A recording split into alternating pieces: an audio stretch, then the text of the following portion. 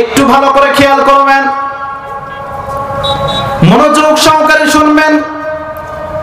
আল্লাহ পাক রব্বুল আলামিনের নিদর্শন যদি আপনাদের সম্মুখে বর্ণনা করি, আল্লাহ তাআলা তার নিদর্শন সূরাতুল গাশিয়ার মধ্যে বর্ণনা করেছেন। আল্লাহ পাক রব্বুল আলামিন বলেছেন, আফালা ইয়ানজুরুনা ইলাল ইবিলি কাইফা খুলিকাত ওয়া ইলাস সামাই কাইফা রুফিআত ওয়া ইলাল জিবালি কাইফা নুসিবাত ওয়া ইলাল আরদি কাইফা সুতিহাত। আল্লাহ পাক রব্বুল আলামিন বলেন, আফালা ইয়ানজুরুনা ইলাল ইবিলি কাইফা খুলিকাত, মানুষেরা কি দৃষ্টিপাত করে না, তাকায় না ইলাল ইবিল, উটের দিকে। উটকে কি করে সৃষ্টি করা হয়েছে? একটা উট কত সুন্দর করে, কত উঁচু করে আল্লাহ সৃষ্টি করেছেন, কত শক্তিশালী করে আল্লাহ সৃষ্টি করেছেন। তারপরেও এই শক্তিশালী উটটাকে মানুষের অনুগত করে দিয়েছেন কে? কথা বলেন। আল্লাহ তাআলা মানুষের অনুগত করে দিয়েছেন। একটা উট 10, 12, 15, 20 মন মতো গোছ হয়। শক্তি তার কিরকম? উটকে বলা হয় মরুর জাহাজ। কি বলা হয়? মরুর জাহাজ। মরুভূমিতে যদি আমি 10 মিনিট হাঁটি, তারপরে এই যে বালুকাময় জায়গাগুলোতে, তাহলে দেখবেন বালু মাটিতে হাঁটা আর এমনি মাটিতে হাঁটা কি পার্থক্য আছে না? নদীর চরে যদি বালু মাটিতে আপনি হাঁটেন, একটু হাঁটতে হাঁটতে আপনার পা লেগে যাবে না? আল্লাহ বলছেন, মানুষেরা কি উটের দিকে তাকায় না? উটকে কি করে সৃষ্টি করা হয়েছে? আল্লাহ রাসূল সাল্লাল্লাহু আলাইহি ওয়াসাল্লামের কাছে কিছু সাহাবী আসলেন, নবীর সাহাবী আসলেন, এসে বলছেন এইটা হারায় গেছে। আল্লাহ রাসূল সাল্লাল্লাহু আলাইহি ওয়াসাল্লাম বললেন, এলান করো। ওইটা হারায় গেছে, তাহলে কি করব? বলে এলান করো। তারপরে সাহাবারা বললেন, উট হারায় গেলে আমরা কি করব?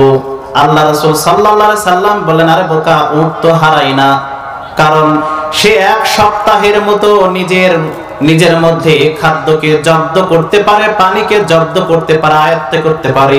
এরকম শক্তি সামর্থ্য আল্লাহ পাক রব্বুল আলামিন উটের মধ্যে দিয়েছে। 1 সপ্তাহের মতো খাদ্য সে তার মধ্যে জমা করে রাখতে পারে, এরকম জায়গা আল্লাহ দিয়েছে। উট হারায় না, আল্লাহ রাসূল সাল্লাল্লাহু আলাইহি সাল্লাম বললেন। একটু ভালো করে খেয়াল করেন, আল্লাহ বলছেন মানুষ কি উটের দিকে তাকায় না? উটকে কি করে সৃষ্টি করা হয়েছে? এরপর আল্লাহ বলছেন, ওয়া ইলাস সামাই কাইফা রুফিআত। আল্লাহ বলছেন মানুষেরা কি আকাশের দিকে তাকায় না? এই আকাশকে কি করে সমুচ্চিত করে রাখা হয়েছে, উঁচু করে রাখা হয়েছে। আকাশের দিকে তাকায় না মানুষ। আজকে এই মাহফিলকে করতে গিয়ে প্রায় 70-80 হাজার টাকা খরচ করতে হয়েছে। মানে শুধু প্যান্ডেল বাবদই মনে করেন যে অনেক টাকা গেছে, ঠিক আছে না? এই প্যান্ডেলে মনে হয় 50, 60, 70 হাজার টাকা মনে হয় গেছে। তো তাহলে এই যে খুঁটিগুলো দেখছি, এই যে আমার সামনে যে স্তম্ভগুলো আছে, আপনাদের পাশে স্তম্ভগুলো আছে, বাঁশের খুঁটিগুলো দেওয়া আছে, এই খুঁটিগুলো যদি না রাখা হতো, আপনারা বলেন সামিয়ানা কি উপরে থাকতো না নিচে থাকতো? নিচে চলে আসতো।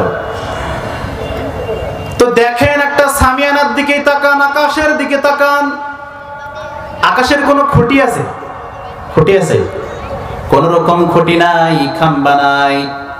কিন্তু তারপরেও আল্লাহ তাআলা আকাশটাকে সমুচ্চিত করে রেখেছেন, উঁচু করে রেখেছেন। কোন রকম খুঁটি নাই, খাম্বা নাই, তারপরেও আল্লাহ আকাশটাকে কি করে আটকে রেখেছেন। আকাশে মেঘ আমরা দেখতে পাই, আবার কেউ কেউ আছে দেখবেন যে চাঁদের দেশে ভ্রমণ করছে, সেখানেও মাটি পাচ্ছে, পাওয়া যায় না? সেখানেও মাটি পাচ্ছে। আপনারা বলেন চাঁদ কি আমাদের মাথার উপরে নাকি মাথার নিচে? ওই দেশেও গিয়ে মাটি পাওয়া যাচ্ছে। তাহলে চাঁদের দেশে মাটি মাথার উপরে থাকে, এই মাটি কখনো আমাদের মাথার উপরে এসে পড়েছে? কেউ বলতে পারবেন? কেউ বলতে পারবে না। কি করে আল্লাহ তাআলা মাটিকে মানুষের মাথার উপরে উপস্থাপন করেছেন।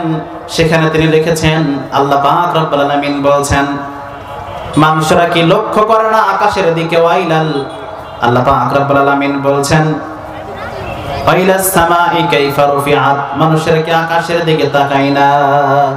এরপর বলছেন, ওয়াইলাল জিবালি কাইফা নুসিবাত, মানুষরা কি পাহাড়ের দিকে তাকায় না? এই পাহাড়কে কি করে প্রতিস্থাপন করা হয়েছে? পাহাড়ের দিকে তাকায় না।